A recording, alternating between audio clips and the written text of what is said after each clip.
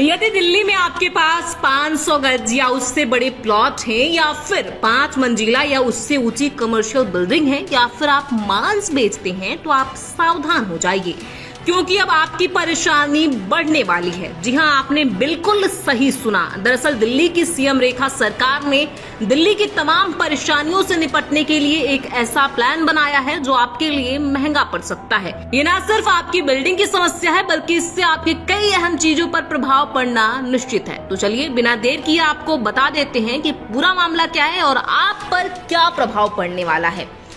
जब से दिल्ली में बीजेपी की सरकार बनी है, एक के बाद एक नए बदलाव देखने को मिल रहे हैं। अब दिल्ली की रेखा सरकार ने प्रदूषण पर नियंत्रण के लिए बड़ा फैसला लेते हुए 15 मई से पहले जरूरी दिशा निर्देश का पालन अनिवार्य कर दिया है।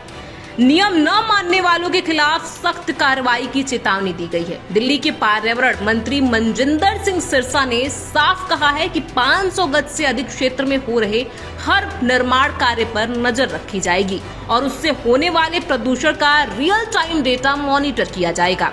इसके लिए हर निर्माण स्थल पर एयर क्वालिटी मॉनिटरिंग डिवाइस लगाना अनिवार्य होगा, जो सीधे हेडक्वार्टर से जुड़ा होगा। जैसे ही प्रदूषण का स्तर तय सीमा से ऊपर जाएगा, बिल्डर को चेतावनी दी जाएगी। मंत्री ने ये भी कहा कि हर ऐसी कमर्शियल इमारत को ग्राउंड +5 यानी कुल 6 मंजिल या उससे ऊंची है, उसकी छत पर एंटी स्मॉग गन लगाना अनिवार्य होगा। यह नियम मॉल्स, कॉम्प्लेक्स, सरकारी दफ्तरों और अन्य गैर रिहायशी इमारतों पर भी लागू होगा। उन्होंने कहा कि नियमों की पूरी सूची जल्द घोषित की जाएगी, लेकिन 15 मई तक ये सभी प्रावधान लागू कर दिए जाएंगे। सरकार ने 15 साल से पुरानी गाड़ियों पर भी शिकंजा कसने की तैयारी कर ली है। मंत्री सिरसा ने बताया कि इसके लिए दिल्ली की सीमाओं पर कैमरे लगाए जा रहे हैं। दिल्ली में प्रवेश करते ही 10 और 15 साल पुरानी गाड़ियों को अलर्ट मैसेज भेजा जाएगा। यदि वाहन निर्धारित आयु सीमा से अधिक होंगे और दिल्ली में प्रवेश की कोशिश करेंगे, तो उन्हें मौके पर ही वापस लौटना होगा। नहीं लौटने पर सख्त कार्रवाई की जाएगी। अवैध रूप से मांस बेचने वालों के खिलाफ एक्शन की तैयारी की जा रही है। सभी डिस्ट्रिक्ट मजिस्ट्रेट को निर्देश दे दिया गया है कि गैर कानूनी तरीके से मांस बेचने वाले अगर 24 घंटे में अपनी दुकान बंद नहीं करते हैं, तो उनके खिलाफ एक्शन लिया जाएगा। मनजिंदर सिंह सिरसा ने शनिवार को मीडिया को बताया कि इसको लेकर एक बैठक हुई है।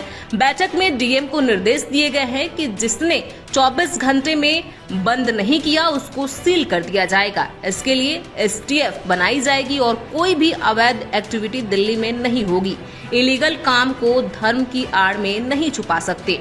प्रदूषण को कम करने और पर्यावरण को साफ करने में अहम भूमिका निभाने वाले इंडस्ट्रीज के लिए अब केंद्रीय प्रदूषण नियंत्रण बोर्ड CPCB ने ब्लू कैटेगरी बना दी है। इस कैटेगरी में जरूरी एनवायरमेंट सर्विसेज देने वाले इंडस्ट्रीज को शामिल किया गया है। इसमें वो इंडस्ट्रीज शामिल हैं जो पर्यावरण से जुड़ी समस्याओं के समाधान में सीधा योगदान करती हैं। ऐसे में हमारी ये जानकारी आपको कैसी लगी, हमें कमेंट बॉक्स में लिख के जरूर बताएं।